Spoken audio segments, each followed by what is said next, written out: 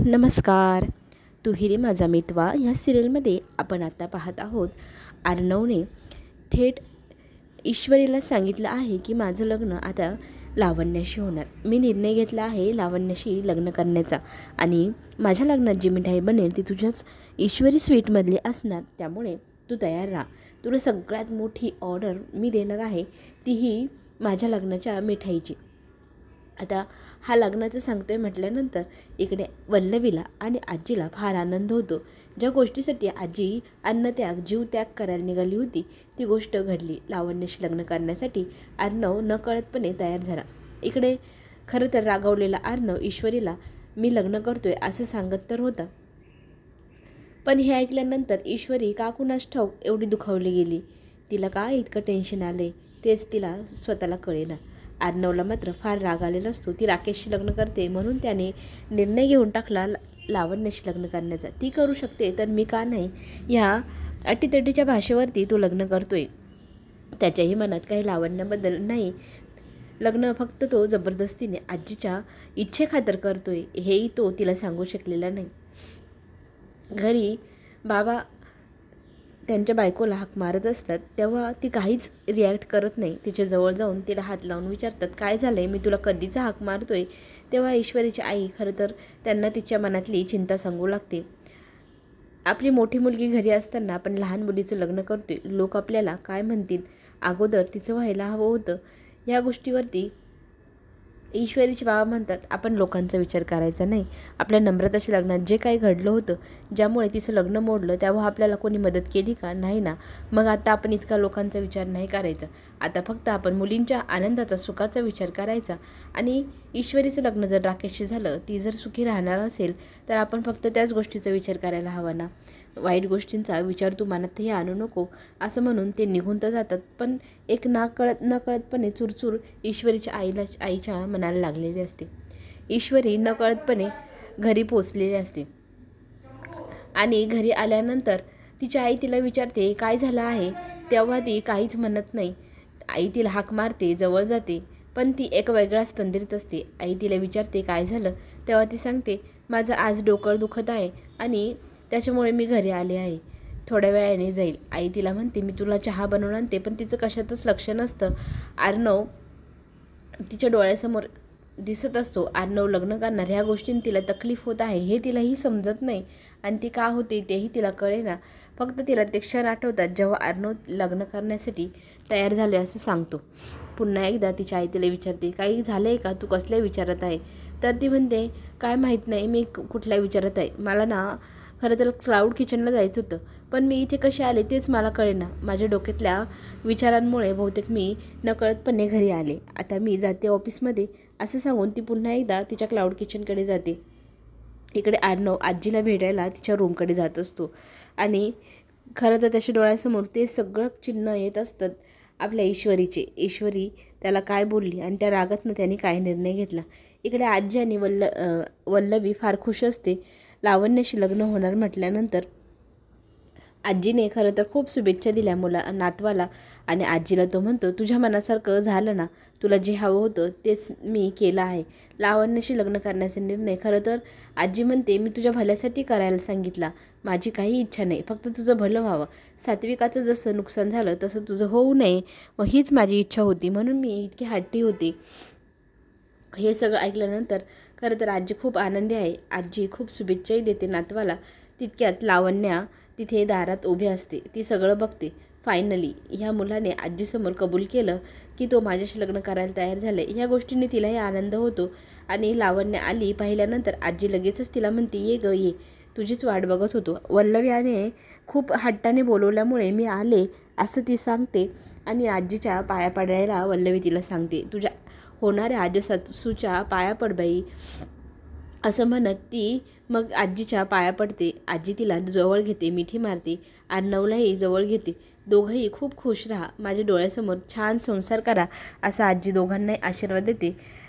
आणि हे सगळं ऐकल्यानंतर अर्णव मला महत्त्वाचा कॉल येतो आहे असं म्हणत बाहेर निघून जातो. आणि लावण्याला आजी सांगते तुझ्या आईला लवकरात लवकर US वरनं बोलवून घे, आता आपल्याला पुढची बोलणी करायला हवी की नाही. लावण्य इतकी खुश असते, इतकी छान प्रकारे लाजते. आजी तिला म्हणते, अगं बाई किती छान लाजते तू. असं म्हटलं तर ती तुरू त्या रूममधनं बाहेर निघून जाते. वल्लवी विचार करत असते, फायनली मी माझ्या एमपर्यंत पोचत आहे. ह्या मुलीचं लग्न झालं की मला जे हवं होतं ते मी मिळवू शकते. माझ्या मुलाला मी हा सगळा बिझनेस देऊ शकते. दॅट इज दॅट असं मनातली मनात बोलते. आजी मात्र खूप देवाकडे आभार मानते त्याचं लग्न जमले म्हटल्यानंतर. ईश्वरी तिच्या रूममध्ये जाते, विचार करत बसलेली असते. मला एवढं वाईट का वाटते? मी तर राकेशशी लग्न करते ना, मग त्यांनीही केलं लावण्यासोबत तर काय हरकत आहे, पण इतका विचार मी त्याचा का करते? असं म्हणत असताना पाठीमागनं अर्णव तिला हाक मारतो आणि म्हणतो, तू इतक्या घाईघाईने आमच्या घरून निघून का आलीस? तुला काही वाईट वाटलं का? मी लग्न करतोय याच्यात काही वावगं आहे का? तूही करते ना लग्न, तू केलं तर चालतं आणि मी केलं तर चालणार नाही का? तू माझ्या आनंदात सामील झाली नाही आणि लगेच निघून आली. ईश्वरी म्हणते, नाही तसं काही नाही. तर तो अर्णव तिला म्हणतो, नाही तसंच आहे, तुझ्या मनात मग काहीतरी आहे, तू मला सांगत नाही, मला सांग. त्यावेळेला ती म्हणते, खरं तर लावण्या ही चांगली मुलगी नाही. तुम्हाला तिचा खरा चेहरा आजपर्यंत कळलाच नाही. ती खूप वाईट आहे. तुमच्यासोबत तिचं लग्न व्हायला नको अशी माझी इच्छा आहे असं तिने सांगितल्यानंतर लगेचच अर्णव म्हणतो, एक काळ होता तुला असं वाटायचं मी तिच्याशी लग्न करावं, आमच्या दोघांचं जुळावं. त्याच्यासाठी तू किती प्रयत्न करत होती. आमच्या दोघांना एकत्र आणण्यासाठी, लग्नासाठी, होकार मिळवण्यासाठी तूच सगळ्यात जास्त हट्टी होती आमच्या दोघांना एकत्र आणायला. आणि आज तूच स्वतः सांगत आहे ती लावण्या माझ्यासाठी चांगली नाही. ईश्वरी तिच्या मतावर ठाम आहे आणि या गोष्टीवरून ती अर्णवसोबत वाद घालत असते. अर्णव तिला म्हणतो, तू राकेशशी लग्न केलेलं चालेल आणि मी लावण्याशी करायला निघालोय तर तुला प्रॉब्लेम आहे. नक्की तुझा प्रॉब्लेम आहे तरी काय? तुला नीट सांगताही येत नाही. म्हणून अर्णव हसू लागतो आणि ती त्याला सांगत असते, हसण्यासारखं काय आहे? मग आपल्या दोघांमध्ये काय नातं आहे असं तू एवढ्या हट्टाने आणि हक्काने मला सांगते की मी लावण्याशी लग्न करायचं नाही? त्यावेळेला ईश्वरी त्याच्याशी भांडत असते. ती खूप वाईट आहे. तिचा खरा चेहरा तू जर पाहिला तर ती तुमच्या घरासाठी, तुझ्यासाठी योग्य नाही. तू तिच्याशी लग्नच करू नये असं तिचा हट्ट असतो आणि अर्णव फक्त हसत असतो तिच्याकडे पाहून. ईश्वरी जोरात चिडते तर समोर कोणीच नसतं. ती भानावर येते. आपल्याला अर्णव सर आल्याचा भास झाला. आता हा भास तरी झाला का? आपण खरंच कुणाच्या प्रेमात पडलोय की नाही हेच तिला कळेना. खरं तर तिचं मन इतकं उलझनमध्ये गेलं आहे तिला समजत नसतं. तिला आता दिवसाढवळ्याही अर्णव दिसायला लागला आहे.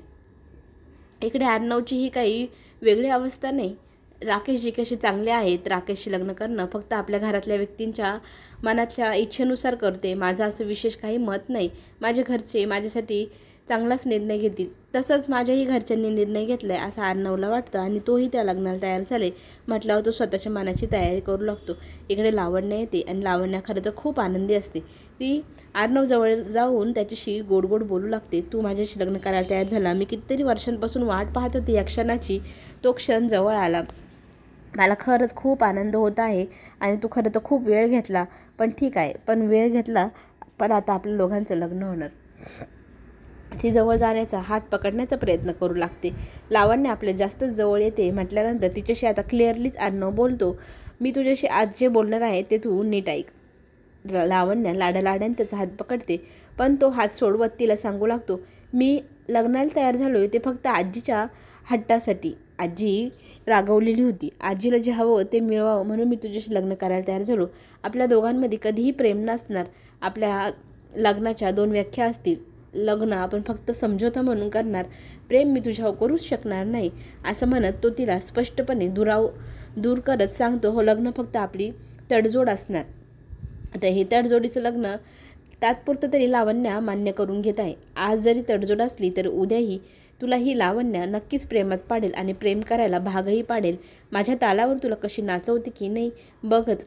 आता हे नाव लावण्य देशमुख नसून लावण्य अर्णव होणार असं बोलून ती बाहेर जाते. इकडे मात्र ईश्वरी का झोपली आहे म्हणून बाबा चिंतेत असतात. तिला बरं नाही का? तिला लग्नाचं दडपण आलं आहे?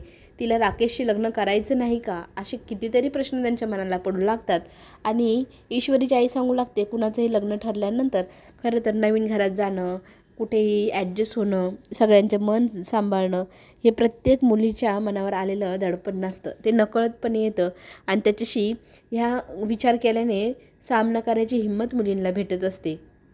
त्याच वेळेला तिथे राकेश येतो. राकेश आलेला पाहून सगळ्यांना खूप आनंद होतो. त्याला मोठ्या मानसन्मानाने बाबा या या आत या जावई असं म्हणत त्याला आत घेऊन जातात. इकडे ईश्वरी मात्र तिच्या विचारात गुंग असते. तिला आईने दिलेलं लॉकेट आठवतं, आईचा तो आशीर्वाद. आईने दिलेल्या आशीर्वादाला ती मायेने कवटळते. डोळ्यात पाणी येतं आणि ते पाणी पुसत आईची आठवण तिला येत असते. इकडे राकेश बाहेर आलंय हे सांगण्यासाठी ईश्वरीची आई आत येते. तेव्हा तिला ती प्रश्न करू लागते, काय झालं आहे, तुझ्या डोळ्यात पाणी का आलंय? आणि मग हातातलं लॉकेट पाहते. तुला आई बाबांची आठवण येते का? कुठल्याही मुलीचं लग्न जमलं म्हटलं की आई बाबा हा सगळ्यात वीक पॉईंट असतो मुलीचं, आणि साहजिकच आहे गं त्यांची तुला आठवण येणं. ईश्वरी खरं तर तिच्या मनातलं कुणाला सांगू शकत नाही. तिच्या मनात काय काहूर उठले हे तिलाही समजत नाही. अजून ते तिला समजत नाही तोपर्यंत ती कुणाला काय सांगणार. ती फक्त रडत असते आणि मला का कुणास ठाऊक फक्त रडायला येते, डोळ्यात पाणी येते, माझ्या मनात काय काहूर उठले हेच मला आई कुणाला सांगता येत नाही असं म्हणत ती तिच्या आईला मिठी मारते. आई तिला म्हणते, तू शांत हो, मग तुला सगळे मार्ग स्पष्ट दिसू लागतील.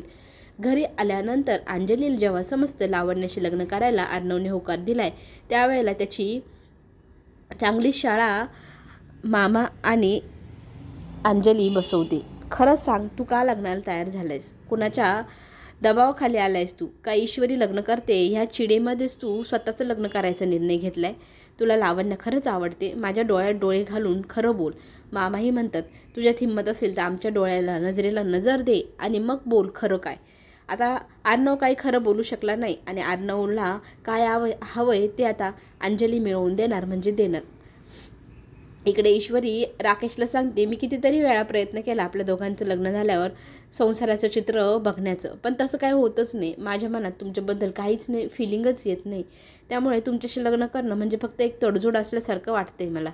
पण राकेश तिला म्हणतो, तुला काहीही वाटू दे, पण मी इतकं तुझ्यावर प्रेम करेल, 7 जन्म तुला तुझी साथ देईल, जेणेकरून तुझं माझ्यावर नक्की प्रेम होईल. पुढे काय होणार पाहण्यासाठी, येणारा नवीन ट्विस्ट पाहण्यासाठी चॅनलला नक्की सबस्क्राईब करा. चला तर मग पुन्हा भेटू. धन्यवाद.